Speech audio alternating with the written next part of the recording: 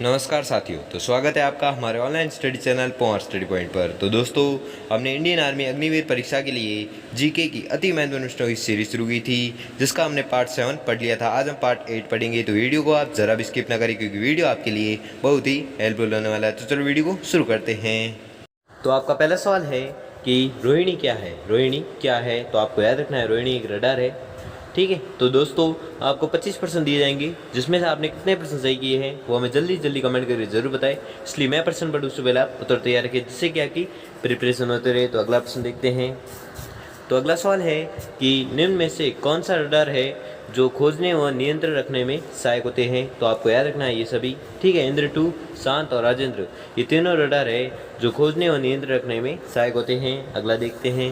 तो अगला सवाल है कि संयुक्त राष्ट्र संघ की स्थापना कब हुई थी। तो आपको याद रखना है यह हुई थी 24 अक्टूबर 1945 को। ठीक है, तो किसकी स्थापना हुई थी? संयुक्त राष्ट्र संघ की स्थापना हुई थी। अगला देखते हैं।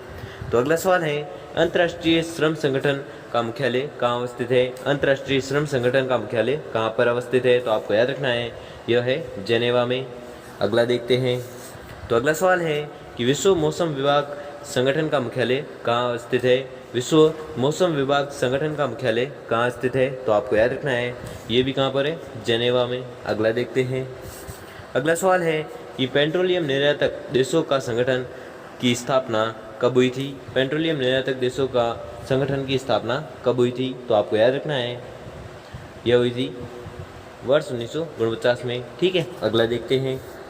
अगला सवाल है कि एशियाई विकास बैंक का मुख्यालय कहाँ अवस्थित है। एशियाई विकास बैंक का मुख्यालय कहाँ पर अवस्थित है। तो आपको याद रखना है यह है मनीला में।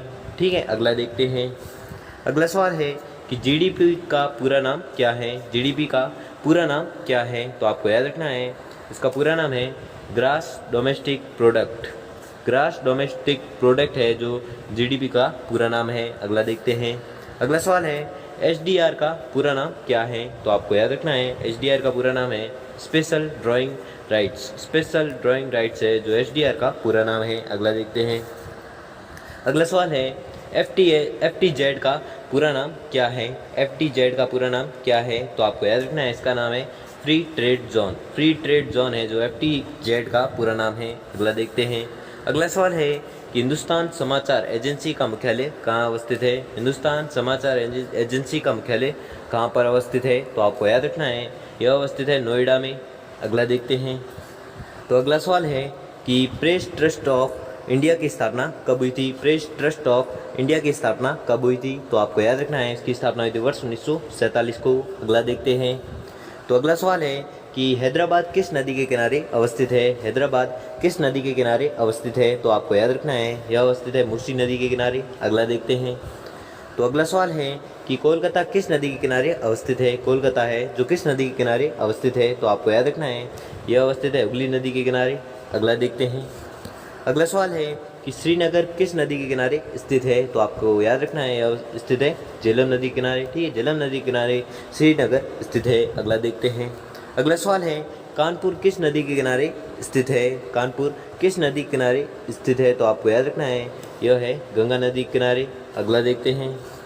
अगला सवाल है कि निम्न में से कौन सा शहर गंगा नदी के किनारे अवस्थित नहीं है। निम्न में से कौन सा शहर है जो गंगा नदी के किनारे अवस्थित नहीं है। तो आपको याद रखना है वह है इनमें से कोई नहीं। ठीक है, अगला देखते हैं। अगला सवाल है जो आनंद बाजार पत्रिका का प्रकाशन कहाँ से होता है। आनंद बाजार पत्रिका का प्रकाशन कहाँ से होता है। तो आपको याद रखना है यह होता है कोलकाता से। अगला देखते हैं। अगला सवाल है कि सर्च लाइट समाचार पत्र किस भाषा में प्रकाशित किया जाता है। सर्च लाइट समाचार पत्र किस भाषा में प्रकाशित किया जाता है। तो आपको याद रखना है यह प्रकाशित किया जाता है अंग्रेजी भाषा में। अगला देखते हैं। तो अगला सवाल है कि डेनमार्क की राजधानी क्या है। डेनमार्क की राजधानी क्या है। तो आपको याद रखना है इसकी राजधानी है कोपेनहेगन। ठीक है, कोपेनहेगन है जो डेनमार्क की राजधानी है। अगला देखते हैं। अगला सवाल है कि इराक की मुद्रा क्या है। इराक की मुद्रा क्या है। तो आपको याद रखना है इराक की मुद्रा है दिनार। अगला देखते हैं। अगला सवाल है कि जकार्ता किस देश की राजधानी है। जकार्ता है जो किस देश की राजधानी है। तो आपको याद रखना है यह राजधानी है इंडोनेशिया की। अगला देखते हैं। अगला सवाल है कि इटली की राजधानी क्या है। इटली की राजधानी क्या है। तो आपको याद रखना है इटली की राजधानी है रोम।